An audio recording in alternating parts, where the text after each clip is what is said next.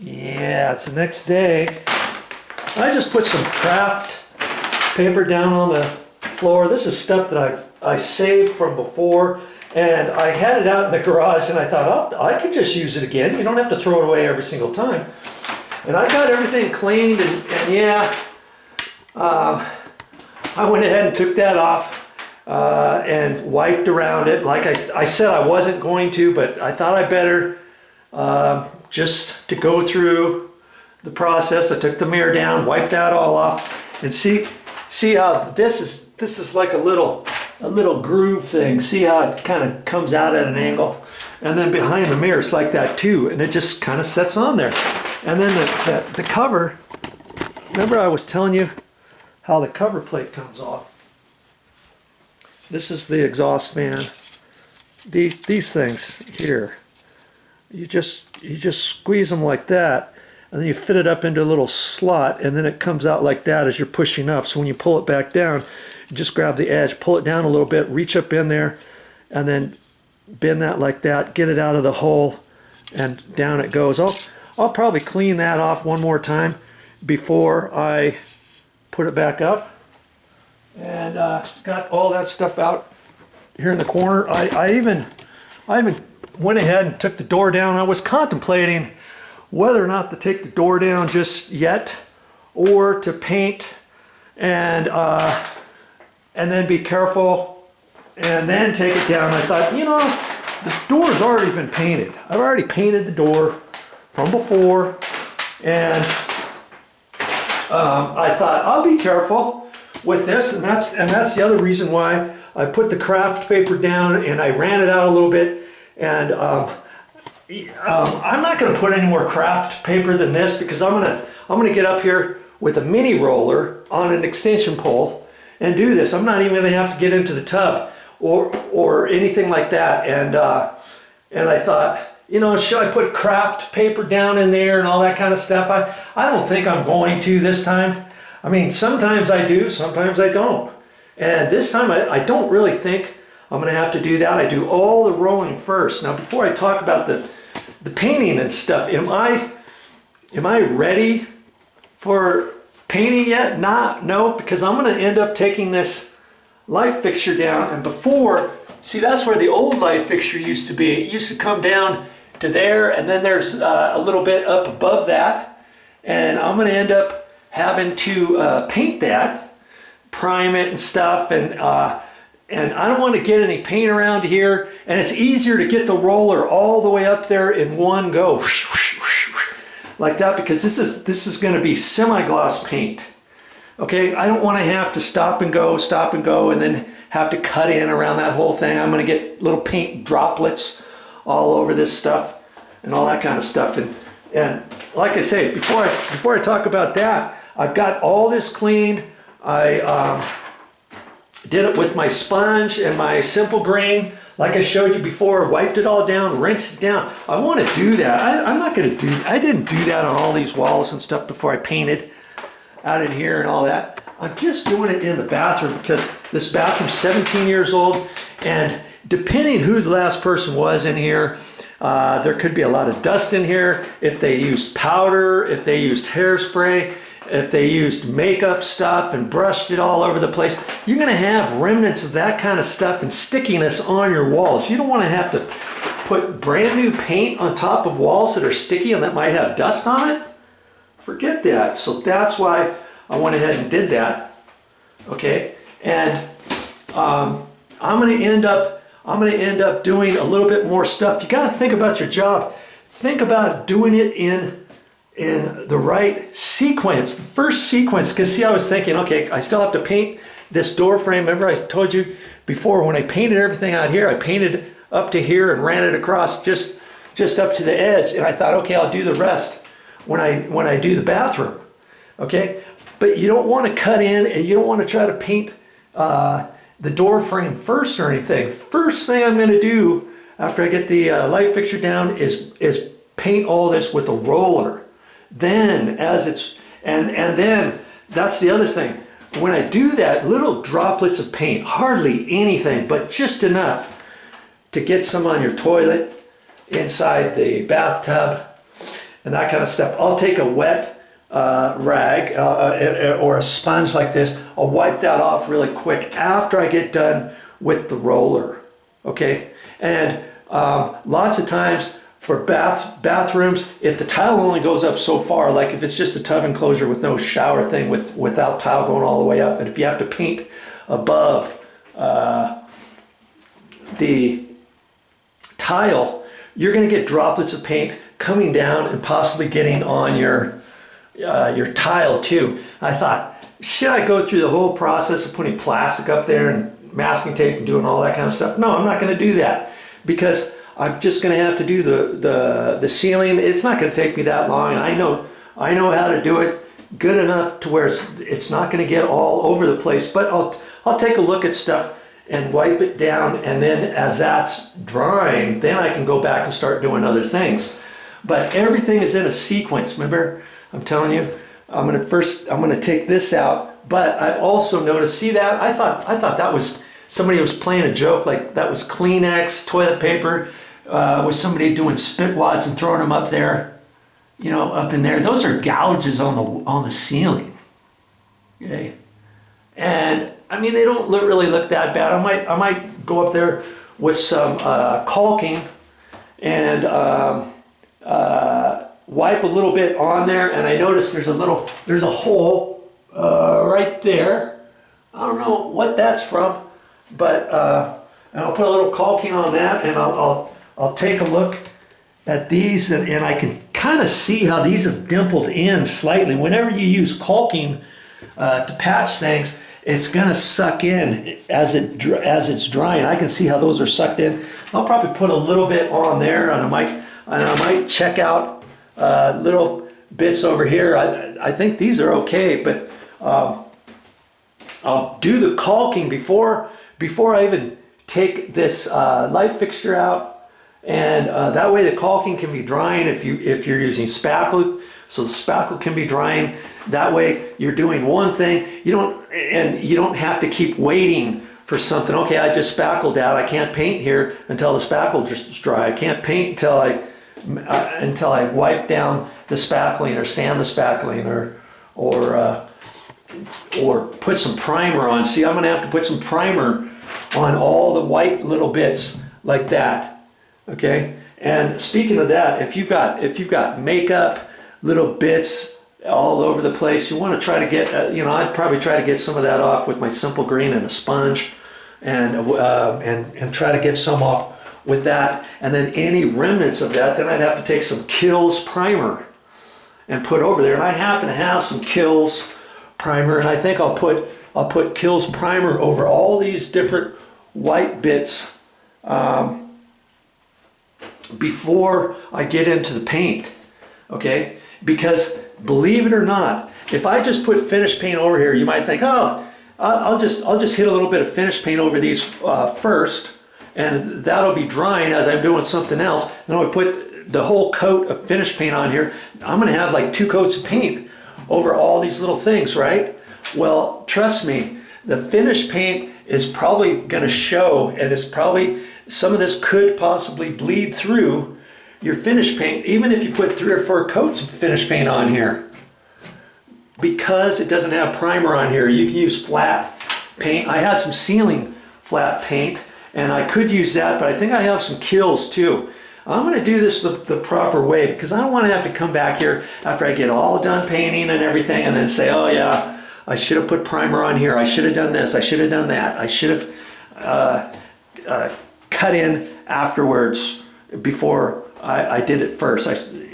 All these kind of things. Think about your project and do it step by step. If you were paying a painter to do this, he's going to have to do all the same things that I'm doing if he wants the job to turn out good. You don't want someone coming in here and slapping a coat of paint on here, charging you $350 walking out the door, and then having you say, oh yeah, I can see this, I can see a mark here, I can see that up there, I can see this over here. Why didn't he put primer over here? Why didn't he cut in a little bit better? Why did he this or that? Why didn't he take the cover plates off?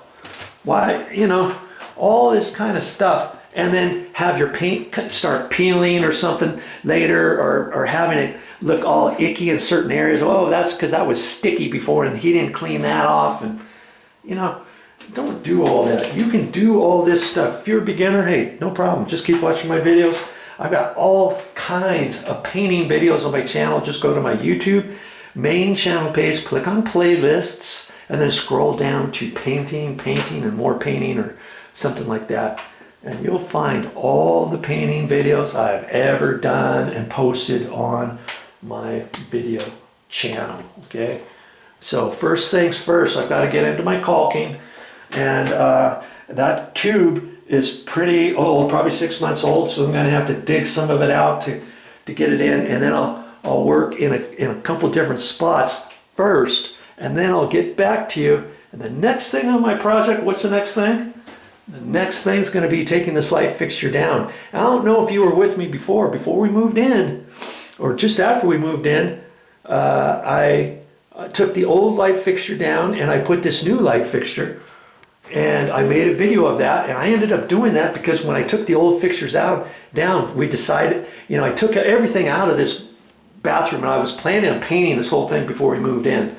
Well, as it was, we ran out of time. We wanted to move in. I thought, okay, I'll paint everything later. And when I took the old fixture down, it was old and decrepit. I didn't want to put that same thing up there, so I put this up, made a video of it. Now I'm going to make a video of taking it back down. Okay, I even got that on a dimmer switch, and I like to do that in bathrooms. If there's no dimmer, I like to take the dimmer out and put in a new dimmer. That way you can leave it. You can leave it like that at night or whatever. If you have a paddle here before the dimmer or whatever. But when you come in at night, since this does, you know, if you had a paddle, you could turn it on and off. You can turn it off and leave your dimmer all the way down. So all you have to do is hit the paddle on and off, and it's going to be dim. But in this case, at night, you just come in and just barely hit that, and the lights are going to be dim instead of bright at 3 o'clock in the morning burning. You know how it is. You have to squint to get into your bathroom and all that kind of stuff. That's why I like to put dimmers in the bathroom. And this light fixture is an LED light fixture, and it just so happens to be a dimmable LED light fixture. Most LED light fixtures nowadays are dimmable, but just make sure you read on the box before you get them to make sure they are in fact dimmable. Okay, all right, enough of that. I guess I better get going with the caulking so I can get back to you and show you how to remove this light fixture. Now here's another good reason why I like to use craft paper when I'm doing little projects like this, because once I start painting and stuff, before I walk out of here, I'll wipe my feet over here and see whether or not I've got any paint on my shoes before I start walking on the carpet. You see what I mean? With a white drop cloth, you can't do that. Or with the clear plastic, thinking you're going to throw that down there, you can't do it with that either. If I drop a blob of paint or something, I can look down, see where it's at, wipe it up, or know that I shouldn't step right there and that kind of stuff. Okay, another good reason to use your craft paper. Oh, if you were wondering, I just put a little bit more caulking in these where it's sunk down. If you were wondering, hey Joe, how come you are filling up those holes? Why not when you took the old towel bar down? I could have left the clips, the backing clips possibly, or taken those out and reinstalled them when I got all done. Well, what we're going to end up doing here, this is such a small bathroom, and I was thinking maybe to get more grab bar space. I've seen them. Have you seen them where there's two grab bars right here on top of each other? Maybe one at 3 feet, one at 5 feet, let's say. And I was thinking maybe of doing something like that here on this wall. I'll have to talk to Mommy about that. Initially, that's what my thoughts were on doing that. They also had a towel ring right here, and see, I caulked that too because I wasn't quite sure exactly where I want to put a towel ring, if I want to put one at all. If so, I could put a towel ring. Lots of times I like to put a towel ring right in here. Okay, then you don't have to have it over here on this side. It could be hidden over here when you come in through the door. Or if I have two towel bars here, I could have one and put a hand towel on there too. And granted, I have this towel bar here, but initially what we were thinking about doing was taking this this glass, these two glass sliding doors out and cleaning off all of the silicone off of the walls and leaving that out of here, and then putting a shower rod, not the one that goes straight across, but the one that kind of bows and comes out this way. That way it gives people more room in here. Plus I won't have to constantly be wiping off these glass doors. If you have glass doors, look at them real close. I'm sure your glass doors will have the water film that dries on here that keeps your doors looking all nice and ugly. You see what I'm saying? And so that's something else I'm going to have to discuss with Mommy at the end of this project. Do we leave these for a while longer? Do we take them out? If we take them out, we'll be all ready if we've got two towel bars there or whatever. Look at your job and see another thing. You can put a nice little cabinet right there with a little rod at the bottom, let's say, and put a small little hand towel there if you want. I've seen people do that too, depending how high they install this, you know. So, you know, when you have small little places, think about all the different things where you can do storage and hang more towels if need be. So speaking of craft paper, if you want, you can take little pieces like this. I'd say I cut this piece initially, thinking maybe I want to put it across here too. I don't know if I'm even gonna even do that. You know, once I get, like I say, once I get done wiping, installing all the paint with the mini roller, then I may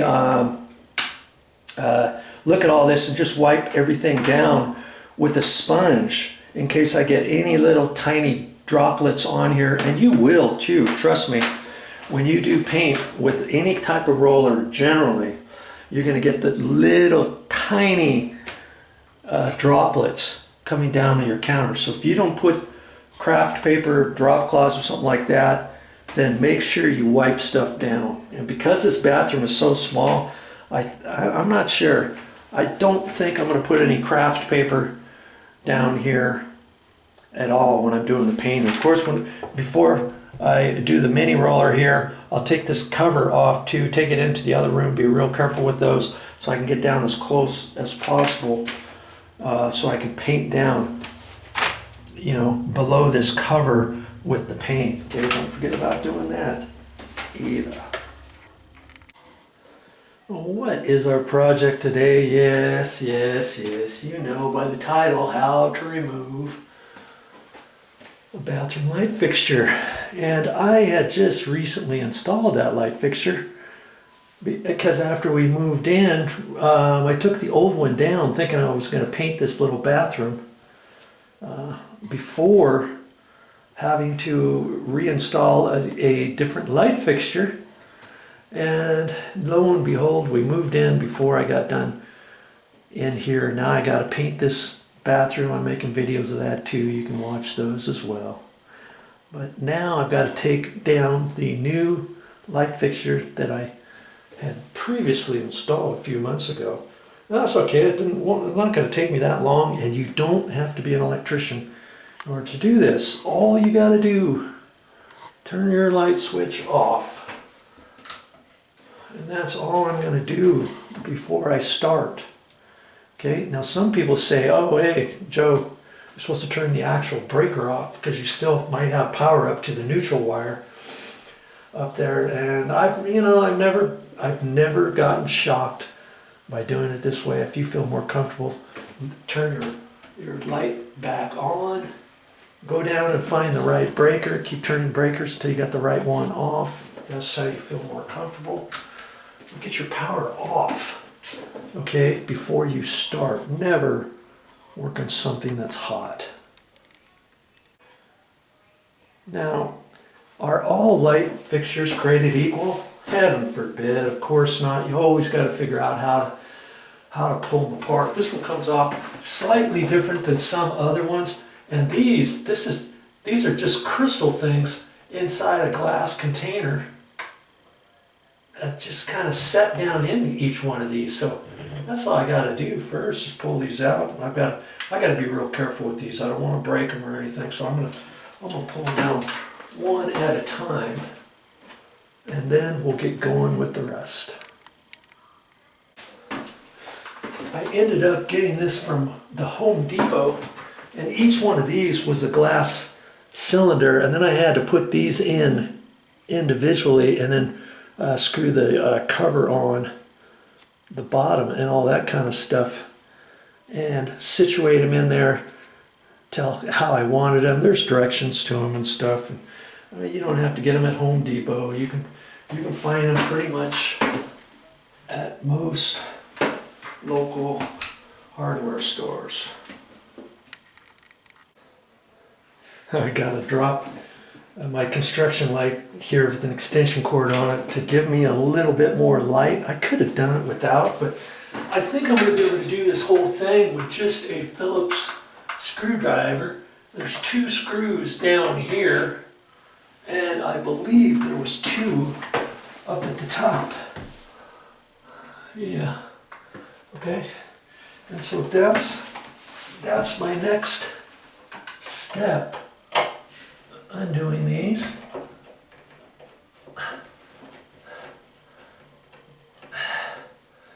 I don't know which ones I should undo first. Does it matter? Probably not.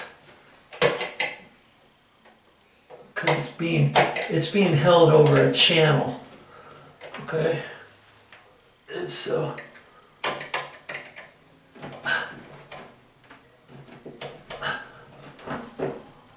oh, geez. Wow. Oh, that's right. Look at that. It came crooked because initially I just have a couple screws right here. I'm going to have to decide once I get ready to install it back whether or not to drill a hole on both ends or something or not. Okay, I think I should get my other screwdriver and do that. I'll just be careful, and then we'll get on to the next step. I'm going to try something different on this. The screws are still up in there, but I loosened them up, and it looks like there's a little notch in it. It should be if I slide it over that way. Well, I don't know. I slide it over that way, it might come off. See there? Look at that. Okay. And I didn't have to take any of those mounting screws off. Okay. And now it's just kind of up here, and all the weight of it, you can't really see it, but there's a ground wire right here, and all the weight of it is being held off of there. And I was telling you, I thought this could come down with just a Phillips screwdriver. I was wrong. I got the ground screw. I have the ground wire wrapped around. I've got to loosen that up too with a standard slotted screwdriver. Okay, I'll get that out and we'll see what's next. I can just leave this kind of hanging here. All the weight is held on one braided ground wire, so I've got to be careful with that. Alright, let's see what I can do here. I'm trying to remember what I did in order to go through all the steps to remove this, but hey, it's not going to matter. Okay, I've got the white and black wire. I can take those apart. I've got my light switch off. I should be able to take that off. And I always like to put the wire nut back on. The wires come out of the wall. Okay. Just for just for safety reasons, I guess. And see, there he has it. If I take the ground wire screw off right there, it should still hold, which I think it will, because I've got the my stranded wire. See, all the wires are undone from the wall, and I could let go of this if I wanted, but I'm just gonna kind of hang on to it and undo the screw a little bit, the ground screw. Okay, and I had initially wrapped the stranded wire from the light fixture around the screw. Okay, there.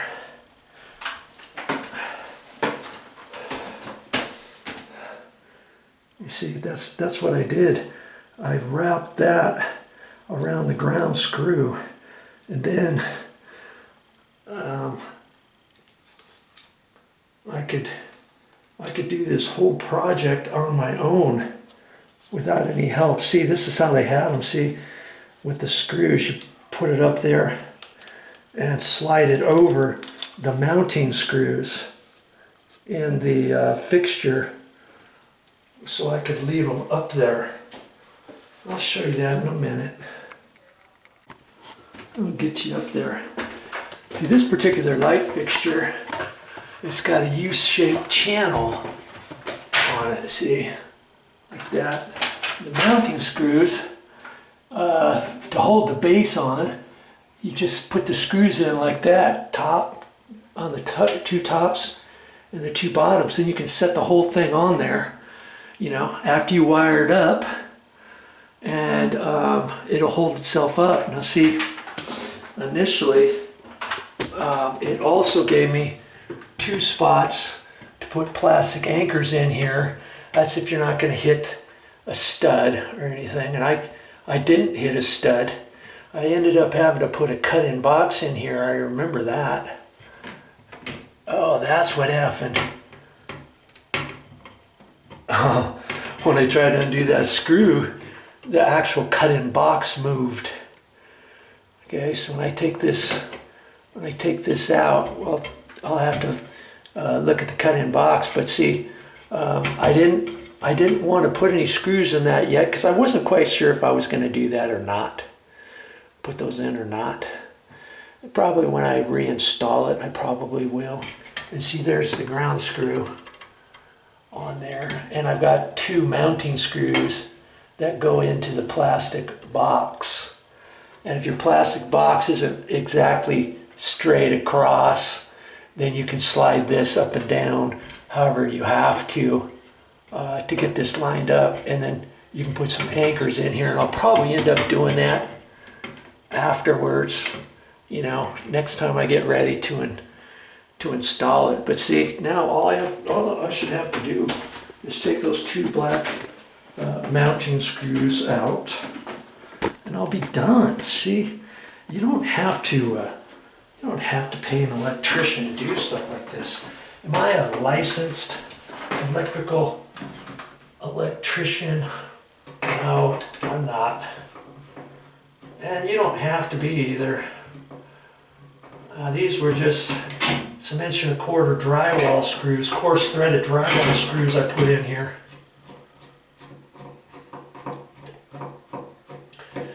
So you can see, it doesn't, you know, it shouldn't really take you that long to remove a light fixture. Now, not all light fixtures are that easy to remove, but can you see at this point, can you see that that it's going to be way easier for me to paint all of the wall without the light fixture in my way? You know what I mean? And so that's why I'm taking it down. Okay, and so now I've got the wire nuts in here, and I can just kind of zip these wires around kind of at an angle, And just kind of leave them like that. And I can leave the wire nuts on, you know, just in case for some reason somebody happens to turn the light switch on. If I turn the light switch on, I've got the light switch on right now. There's power up here. That's another reason why you want to put your wire nuts on there in case somebody accidentally hits that, or if you happen to have your wires touching each other, or your black wire hitting your ground wire, your other neutral wire hitting your ground wire, somebody hits the light switch, maybe it sparks and shorts out your circuit, causes a fire, who knows. Okay, well that's it for this time, but I'll see you on the next video. Hope you learned something. Now here's another good reason to take that light fixture down. Have you thought about it yet? Well, let's say you're in a bathroom, it's an older bathroom, and you end up painting around the light fixture, and the light fixture comes way out real far on both sides. Maybe it's a tall one, you know, 7.5 inches tall, let's say the whole thing, and you go ahead and paint around it. And then down the road you decide to replace the light fixture. Well, a lot of times you might not be able to find one with the same base as tall as the one that you have, as long as the one that you have, or something like that. And maybe you take it out, you put the new one in, and now, oh man, I've got to cut in all the way at the bottom, up at the top, or around the middle, because your base was just a little, you know, kind of a fat square one, but you got one that was a little bit smaller square one, and now you have to cut in around it. And maybe you don't have the paint anymore, or something like that, or you've got to, you know, get the paint can out, and it's 1.5 years old, and it doesn't match, and there's rust all in it, and all kinds of goobers in it, and you put it on the wall, and it doesn't exactly match, or something like that. Another good reason to go ahead and paint. Take your light fixture down. It doesn't take that long to do that, okay? You saw. And so that's why I do it. And incidentally, before I installed that light fixture from before, there was a big old hole here and nothing. The wires just came out of the wall in about a 2-inch hole. So I ended up getting a cut-in box, installing that. I've got that on my videos somewhere under electrical. You can go to my YouTube main channel page, click on playlists, go down, scroll down to electrical. You'll find it in those videos, okay? I didn't want to have the wires just coming out. By code, you're supposed to have your wires coming out of the wall in a box. Before there was no box. Could I have installed that channel and just put some plastic anchors in and left a hole there and had the wires come in? Yeah, but would it have been per code? No. Okay, so remember that when you're installing a light fixture. You know, before I installed that other light fixture that I just took down, years ago they had just an oblong one that fit in here, and it cracked me up too, because it looked like it was dug down below the sheetrock right in here. And it also had looked like they did a drywall repair kind of in this area years later, and they never took that light fixture down, because you can see how it's not been painted around there. Last time they painted, which was probably 7-8 years ago, this 15-year-old condo, 17-year-old condo now, that they never took that light fixture down after the first coat of paint. The first coat of paint was probably white, and they just left it up there. And so now when I got ready to put mine in, had I not painted, I would have had that mark down below and up above. And obviously I don't have any of this matching paint or anything like that. So once I took it down, I saw that that needed to be kind of finished a little bit better right in there. So I put some caulking there. Now I gotta let that dry too, and I've already put caulking up there. Ended up putting the caulking down here and some other areas that need to be dry before I get ready to start painting. And while I'm waiting to for that to dry and stuff, I'm gonna, look at this, whoever caulked this, and it might have been me when I initially was getting ready to paint all this. I think I thought that this was a clear silicone, and I thought, oh, I'll just put it along here and finish that off. Well, the clear silicone actually looks like white, doesn't it? And so I'm going to scrape all that out. I started scraping it out right in here. You can see, and I just take a little razor blade and I'll do that here real quick while I'm waiting for this stuff to dry. Because after that dries, and after my other caulking areas dry, I'll have to look at that after the first caulking skins up, if I have to put a little bit more on there. It's a process, like I said, before you get ready to start painting. And then I'll do some other stuff. I'll get my paint buckets out and I do all that kind of stuff. And then I'll do everything right. I'll put the kills on these different areas first, let that dry. I might even put 2 coats of kills, who knows, before I start dipping into the finished paint. Okay, step by step you can do your project, all right? Now, incidentally, before you take that U-shaped channel off and before you start undoing your screws and all that kind of stuff, invariably, if you don't close this, you drop a screw over a sink, guess where the screw usually goes?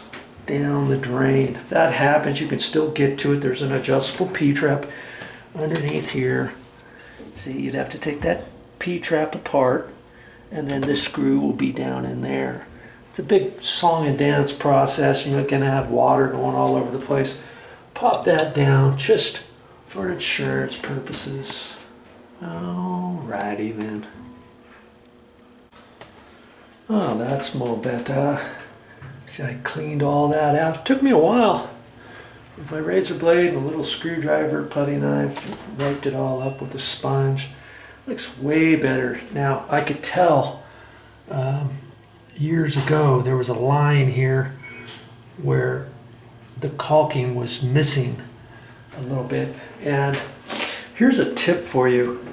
Before you start caulking, now this, I'm not sure what color this is, kind of gray, but it almost has some green in it too. And I'm not quite sure if I'm going to put any caulking around here or not. But if I did, I'd use probably a darkish gray caulking. And here's the other thing to think about. Normally, lots of times countertops and backsplashes are white of some sort, and then you could finish up, you could paint everything and then finish off caulking, nice clean bead of white caulking here. Okay, but in this case, the walls are going to be that grayish color. It looks kind of blue there, doesn't it? But it's not. It's actually a nice gray. It's called Double Click from the Home Depot. And we quite like it. And so we're putting that in here. We're going to use a semi-gloss in here. And if we were to paint the walls that gray color, I wouldn't want to put white caulking down here, would I? Because the counter is this dark slate color. So if you think, oh, I'll just caulk the gray later, well, I wouldn't do that if I was you. Gray, for some reason, dark grays and stuff, it tends to not wipe off as easily as white after you get it on there and you wipe it off with your wet finger and all that kind of stuff. It has a tendency to get on your wall, okay? And then you'd have a finger line all the way across here trying to clean it up. And then after it got all dry, what you're going to have to do is come back and recut in your countertop with your pre-finished paint. Okay, so if you are going to, here's the tip, if you are going to want to decide to use your gray, I would do it now before you paint or before you cut in. You can do all your painting with the paint roller first, and then you can come back, caulk this, let's say, clean it off the countertop edge, the backsplash edge as best you can, okay? And then if you get some up on the wall, that's okay. As long as it's nice and smooth, you let that dry. Now you can cut that in. But I wouldn't suggest doing it after the fact. Okay, and this one, you see the countertop stops about, oh, I don't know, 3/16 from the wall. It's like the wall bowed right here. So when they put this up against there, they had a gap bigger in the middle than they did at the ends. Okay, and so I'm toying with the idea, maybe not doing anything. It's already been caulked from before, okay? And maybe when I paint the wall, I'll just paint all the way down and get that bottom edge too, and that'll be the same color. If I don't like that, I can come back and caulk the gray, but I think it's gonna be okay. And then if I get any of my cut-in paint on top of this, I would just leave it until it dries and then clean it off with a little razor blade and get it nice and straight again, okay? So that's what I'm gonna do with that. I think I'm gonna forgo the caulking for now, and maybe later on, when I get some gray, dark gray, I may do this stuff another time, okay? But there you go, getting ready to paint. I'm getting ready to get my paint out. And am I ready to paint now? Got my craft paper on the floor. I've decided not to put a piece of craft paper on top of that, or the toilet, or the tub. Okay, I know I've got to get my kills out and do all these little spots first, right? And got my light fixture down. I'm ready for my roller, got my cover off of there. If you had an air conditioning register up in the ceiling, I would unscrew that too, but the register here is underneath here in the floor. See there? Right there. Okay?